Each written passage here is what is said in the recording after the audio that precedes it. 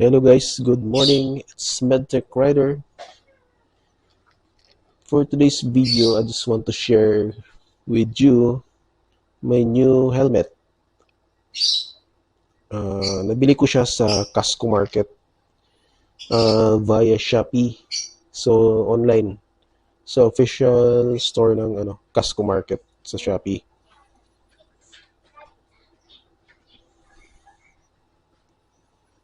So, ito siya. Ang model name is MT Viale SV. So, version is California C0 Gloss. So, ito yung model ng helmet. So, ito yung presyo niya. Hindi ko alam kung kita. So, yun. 3,495. Pero meron kasi akong mga voucher sa Shopee. Kaya, malaki rin ang nabawas. Halos nakuha ko siya ng nasa 2,900 na lang yata. Hindi ko masyado matanda. So, ang kasama ng helmet is, ito pala ay half-face helmet. So, kailangan ko rin kasi ng half-face helmet dahil medyo tag-init na ngayon. Medyo mainit na yung panahon. So, ito yung box niya, hindi ko na bubuksan. And then kasama sa box, ito lang naman, extra visor na, dark visor. Dark visor siya. And then ito yung original na nakakabit dito eh. So, maganda siya tingnan actually. Pakita natin.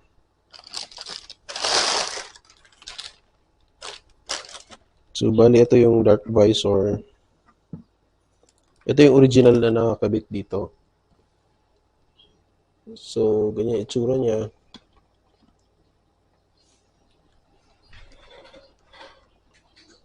Yun, maganda siya. Actually, maganda siya pag naka-dark visor eh.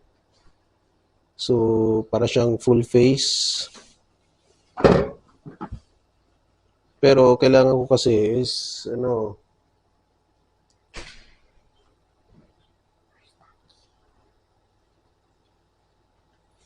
kailangan ko kasi is clear.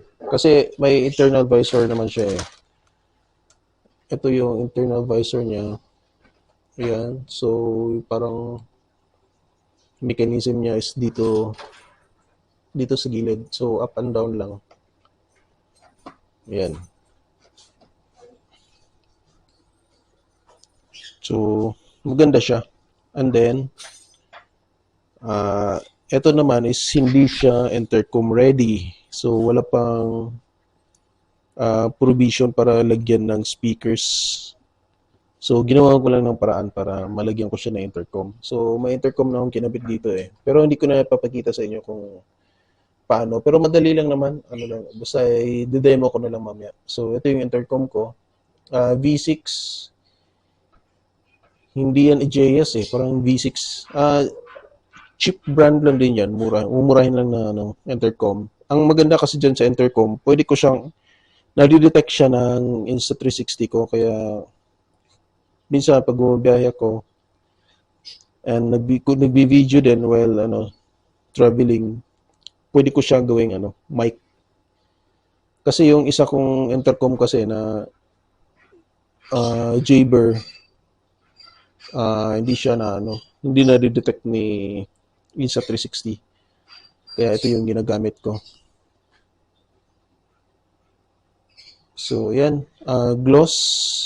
Actually, una kong mga nakikita na ganito na empty helmets na sa online is yung monocolor or solid color lang. Merong white, black, and army green yata yung isa.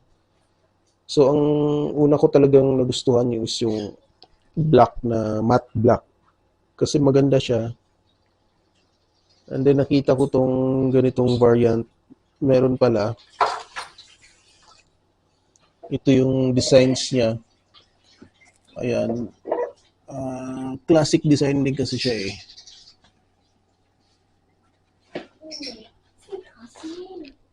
Ayan, so classic design din siya.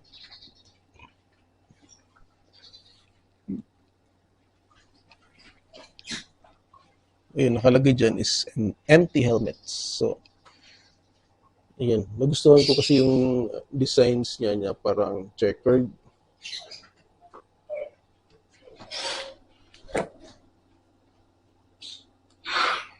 And then ito yung nakalagay sa likod.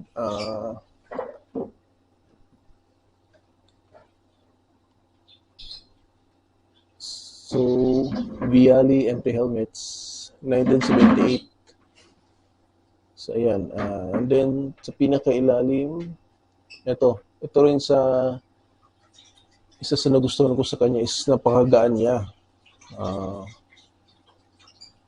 So, DOT approved na siya. May ICC sticker. Ang size nito is medium and then yung timbang niya is 1.250 grams or 1,250 grams or 1.2 kilos lang siya. So, napakagaan. Tapos, masarap siyang isuot kasi nga ang gaan niya. Ngayon, para siyang mayroong ventilation dito sa likod. Pero actually, nung tinignan ko sa loob, parang design lang pala siya. Wala naman siyang connection. So, ito siya. Kabilang side, walang function to. Parang design lang.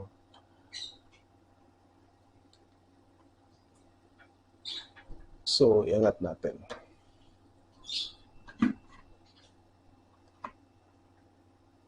So, ayan, nakaangat na siya. So, ito internal visor niya. Kasi dual visor siya eh. So, yung mechanism niya is nasa sa gilid, sa left side. So, ito itsura niya sa loob. Maganda rin naman yung foam niya eh. So, ganito siya.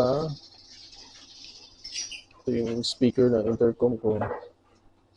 And then, dito lang yung switch ng internal visor. So, ayan.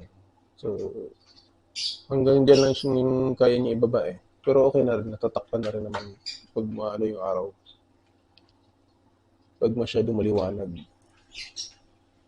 So, nagamit ko na siya sa expressway, sa NLEX. Kasi lagi akong sa NLEX dumadaan pag pumapasok sa trabaho at pauwi. Ayun, okay naman siya. Hindi siya tawag nito. Hindi siya mainit compare sa mga full face. Tapos ayun, stable siya eh. Magaan, tapos pag binababa ko of course, pag sa expressway, binababa ko talaga yung visor niya eh. Para safe sa mga kung ano-anong lumilipad na malilit na bato o graba doon. Ayun. So, okay siya. Hindi ganun kalakas ang wind noise niya compare sa ibang half-face. May isang half-face kasi ako doon na ID helmet. Yun naman kasi maiksi lang yung visor niya. Hanggang sa ilong lang. Baba ng ilong. So, ayun, napaka-ingay kapag sa highway or expressway. Lalo pag mabilis yung takbo mo. So, ito, 2 weeks ko na siyang gamit. Lagi ko siyang ginagamit sa NLEX. Okay naman. No problem. And then yung nilagay kong intercom, rinig na rinig yung music. Hindi rinig ko po yung music kahit mabilis yung takbo ko, kahit malakas yung hangin. Ayun, maganda siya. Isa pa sa cons dito is yung wala siyang ventilation sa likod. Di gaya ng yung ibang helmet like LS2, merong yun eh. Yung una kong plan talaga is LS2. Yung nakalimutan ko anong model yun. Basta half face din. Yun naman, may ventilation dito. Marami siyang ventilation, pati sa likod meron, kahit half face siya eh. Kaso kasi hindi classic yung itsura niya. Parang hindi siya pang classic. And very biased ako pagdating sa classic eh. Talagang inaano ko kapag classic helmets. Tapos yun, medyo malaki ang shell nun. Ito naman is ang liit ng shell. Yun talagang hinahanap ko sa helmet. Maliit yung shell. Kasi ayoko ng malaking shell. Yung gamit kong, meron ako dating full face naman yun. Is HGC na C70. Yun naman, malaki yung shell. Medyo mabigat. Compared dun sa ginagamit ko lagi rin na Rook helmet. Yung Rook naman, medyo maliit yung shell compared dun sa HGC C70. And then isa pa, ang gusto ko sa mga classic helmets kasi, ang lawak ng ano ba tawag dito, yung sa vision mo, pati gilid, kitang-kita. Unlike dun sa ibang mga modern style na helmet, parang ang liit kasi ng ng sa may harapan eh. So yung sa mata mo, parang pag gusto mong sumingit sa gilid, halos hindi mo kasi nakakita. Unlike dito sa mga open face or yung sa Rook helmets, sa ibang classic helmets, ang lawak ng view mo doon. Kahit sumingit-singit ka, kitang-kita mo yung sa gilid. So ayun, so ngayon pala, kakabitan ko siya ng anti-fog. Nabili ko lang din online. Maganda naman kasi ang review niya eh. Nasa around 500 plus.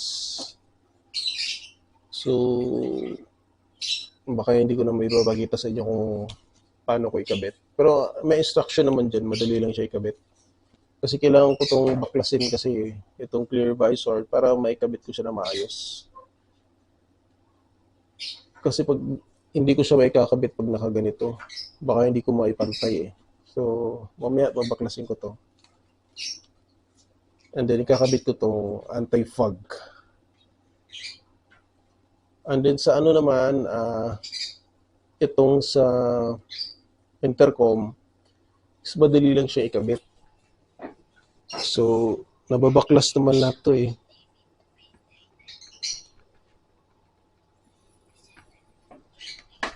So, madali lang siyang baklasin. Ito lang po.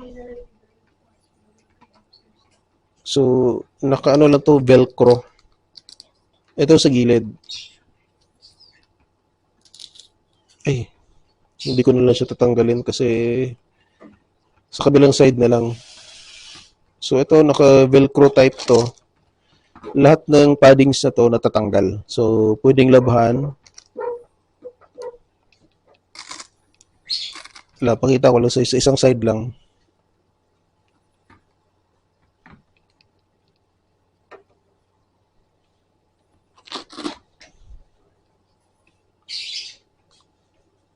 So, ito po siya.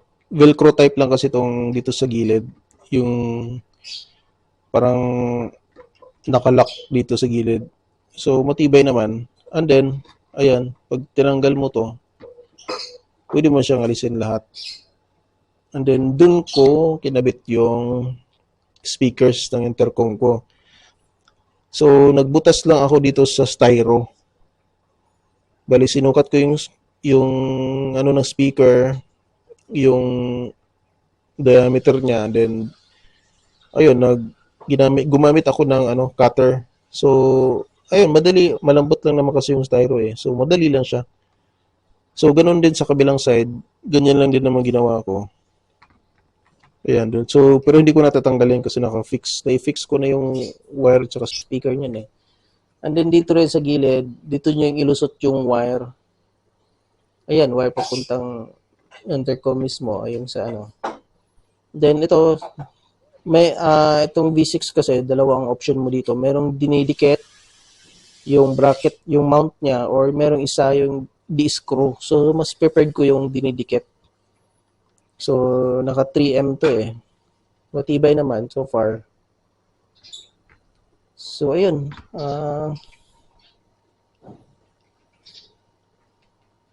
So, ito lang muna. Ano pa bang kulang?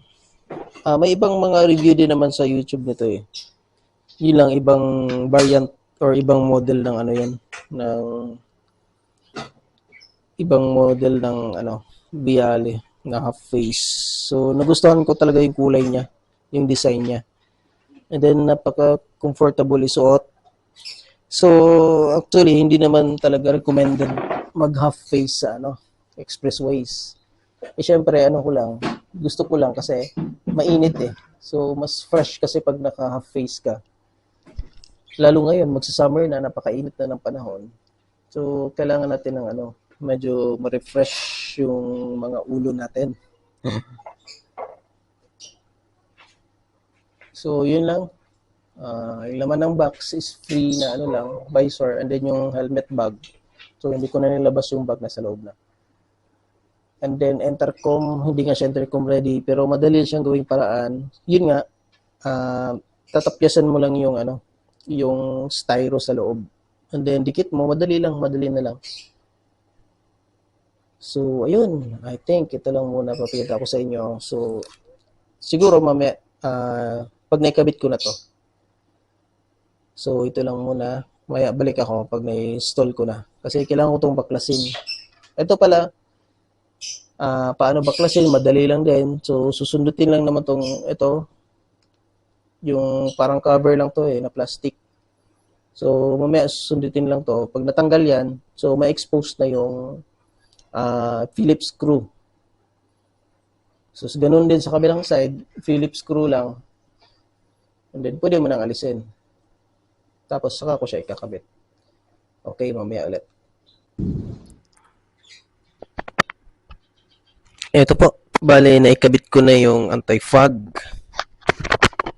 So, hindi ko alam kung pantay na pantay siya. Pero sa paningin ko, pantay naman. Ayun.